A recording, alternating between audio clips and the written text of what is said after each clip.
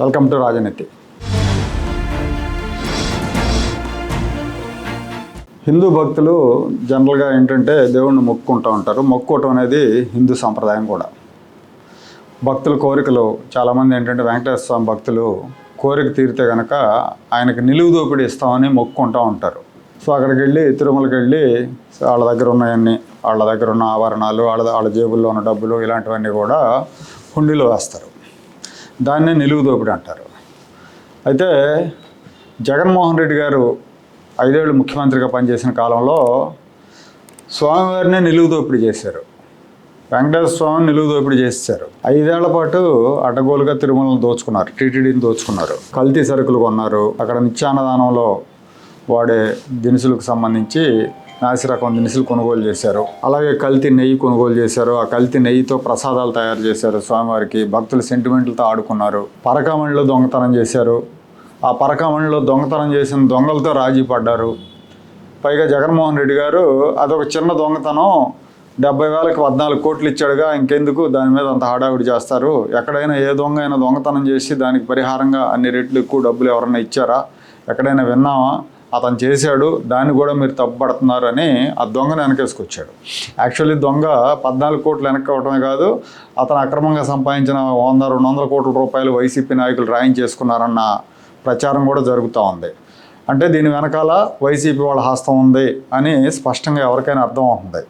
అలాగే లడ్డూల విషయంలో కూడా చాలా తేలిగ్గా తీసి పడేశాడు. అదేదో గుళ్ళో లడ్డూల్లో కల్తీ నెయ్యి జరిగిందంట, దాన్ని ఒక ఇష్యూ చేసి ముఖ్యమంత్రి హడావుడి చేస్తున్నాడు అని కూడా మాట్లాడాడు జగన్మోహన్ రెడ్డి. అంటే ప్రతి టీటీడీలో జరిగిన ప్రతి విషయాన్ని కూడా సమర్థించుకోవటం, లేదంటే తేలిగ్గా తీసి పడేయటం అనేది చేశారు. అది జగన్మోహన్ రెడ్డి బరి తెగింపుకు నిదర్శనం. అది ఎంత బరి తెగించి ఉన్నాడు అతని పార్టీ వాళ్ళు అంటానే నిదర్శనం. జగన్మోహన్ రెడ్డి అధికారంలో ఉన్నప్పుడు అక్కడ ఈఓలుగా పనిచేసిన జవహర్ రెడ్డి, ధర్మారెడ్డి, చైర్మన్గా పనిచేసిన భూమన కరుణాకర్ రెడ్డి, వైవి సుబ్బారెడ్డి వీళ్ళ ఆధ్వర్యంలో అడ్డగోలు దోపిడీకి పాల్పడ్డారన్న విమర్శలు ఉన్నాయి. రోజుకు ఒక కుంభకోణం బయటకు వస్తూ ఉంది. కల్తీ నెయ్యి, పరకామణి దొంగతనం, వీటి మీద విచారణ జరుగుతున్న సమయంలోనే ఇప్పుడు ఇంకో కుంభకోణం బయటకు వచ్చింది.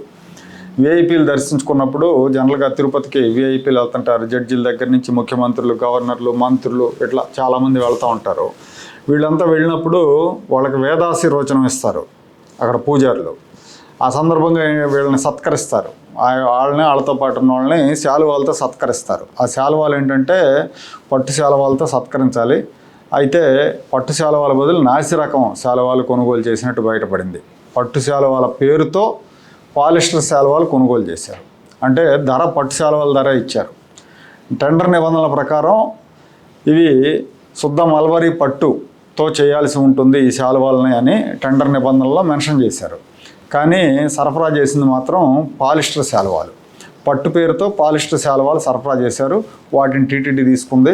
కోటాను రూపాయల మోసం జరిగినట్టు బయటపడుతుంది. టీటీడీ చైర్మన్ బిఆర్ నాయుడు దీని మీద విచారణకు విజిలెన్స్ విభాగాన్ని ఆదేశించారు. విజిలెన్స్ విభాగం వాళ్ళు తనిఖీలు చేసినప్పుడు ఈ శాలువాల నమూనాలని బెంగళూరు, ధర్మవరం ప్రయోగశాలలకు పంపించినప్పుడు అక్కడ ల్యాబ్లు ఒకే విధమైన నివేదిక ఇచ్చినాయి. 2 ల్యాబ్లు కూడా ఇవి పట్టు శాలువాలు కాదు, పాలిస్టర్ మాత్రమే అని రిపోర్ట్ ఇచ్చినాయి. అలాగే ఈ శాలువాల మీద తప్పనిసరిగా ఉండాల్సిన సిల్క్ హాలోగ్రామ్ కూడా కనిపించలేదు.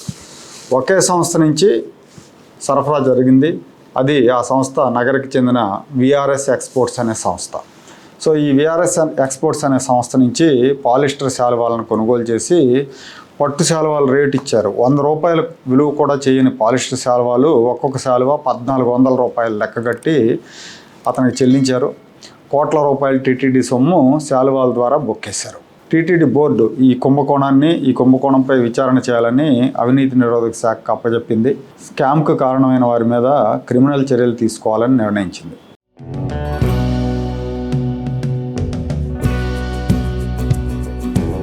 Like, share and subscribe to Rajaniti channel.